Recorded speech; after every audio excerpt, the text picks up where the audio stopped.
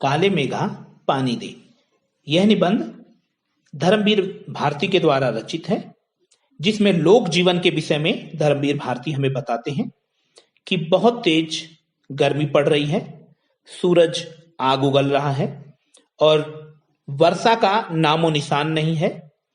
ऐसे में कुछ यज्ञ विधान करने के पश्चात, पूजा पाठ करने के उपरांत भी जब वर्षा नहीं हो रही है, तो कुछ बच्चों की टोली नंग धड़ंग होकर लोगों के दरवाजों पर जाती है और पुकार लगाती है, काले मेघा पानी दे, गगरी फूटी बैल प्यासा, पानी दे गुड़धानी दे, काले मेघा पानी दे।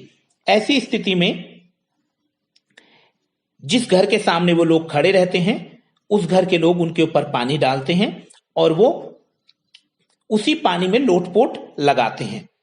और जो लोग इस कीचड़ को, इस शोर शराबे को और उन लोगों के इस नंग धड़ंग स्वरूप को पसंद नहीं करते हैं, वो लोग इनको मेंढक मंडली के नाम से पुकारते हैं। और जो लोग इनमें विश्वास रखते हैं और जिनका ये मानना है कि इनको पानी देने के उपरांत इंद्र भगवान प्रसन्न होंगे, क्योंकि ये इंद्र की सेना है और इसके फलस्वरूप इंद्र भगवान हमें वर्षा के रूप में जल प्रदान करेंगे, तो वो लोग इन्हें इंद्र सेना के नाम से पुकारते हैं।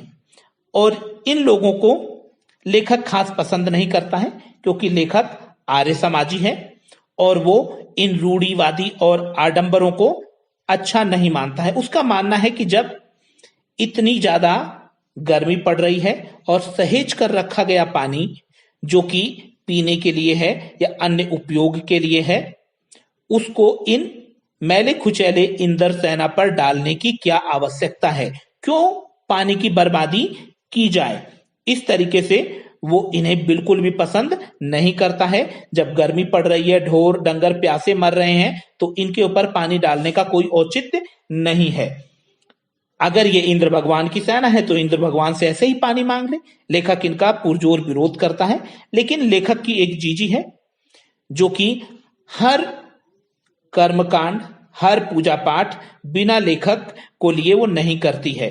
अगर होली दिवाली है तो भी वो लेखक को अपने साथ में रखती है, यदि छठ की पूजा हो रही है तो भी वो उनको अपने साथ रखती है, जन्माष्टमी पर भी वो पंजीरी वगैरह लेखक से ही बंटवाती है, ताकि इसके द्वारा किया गया कोई भी कार्य जो लेखक कर रहा है धर्म का, इसके एवज में लेखक को पुण्य मिले। जीजी ऐसा चाहती है और लेखक ना चाहते हुए भी जीजी की हर बात मानने पर विवश है, जबकि लेखक इन चीजों को बिल्कुल भी अहमियत नहीं देता है। अब एक दिन जीजी ने लेखक से आग्रह किया कि आज इंद्र सेना आई हुई है हमारे दरवाजे पर, तुम ये बाल्टी भर पानी ले जाकर उनके ऊपर डाल दो। ऐसे में लेखक ने पुरजोर विरोध किया कि मैं ये पानी नहीं डालूंगा चाहे कुछ भी हो, और नाराजगी जाहिर की। ऐसे में लेखक की जीजी ने स्वयं जाकर पानी की बाल्टी उस इंद्र सेना पे डाली। लेखक नाराज हुआ, लेकिन जीजी ने उसे कुछ मिठाइयां देते हुए, कुछ खिलाते हुए, उसके सर पर हाथ फेरते हुए समझाया कि भैया, जिसको तू अंधविश्वास मानता है वो अंधविश्वास और रूढ़िवाद नहीं है, बल्कि त्याग है। जो चीज हमारे पास ज्यादा होती है, यदि हम उसका त्याग करते हैं तो वो त्याग नहीं माना जाता है। जो चीज कम होती है, अगर हम उसका त्याग करते हैं तो वो त्याग माना जाता है। ऋषि मुनियों ने भी ऐसा कहा है और देवता उसके लिए हमें फल भी देते हैं।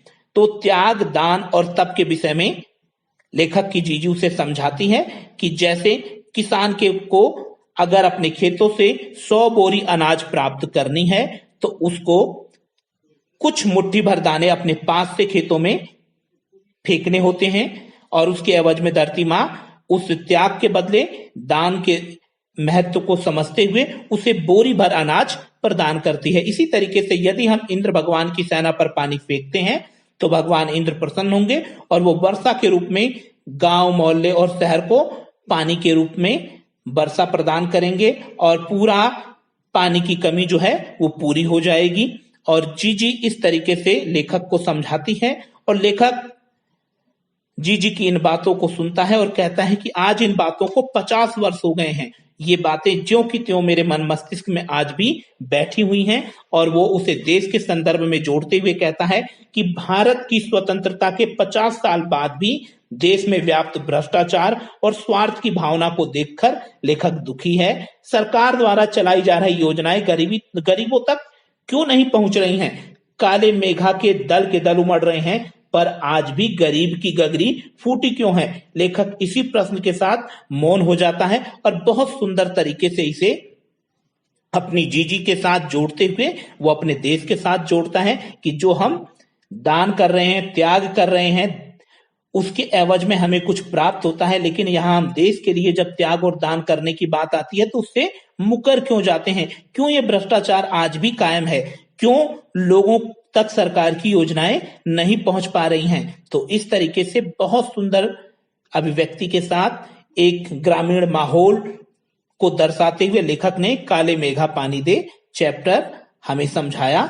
धन्यवाद।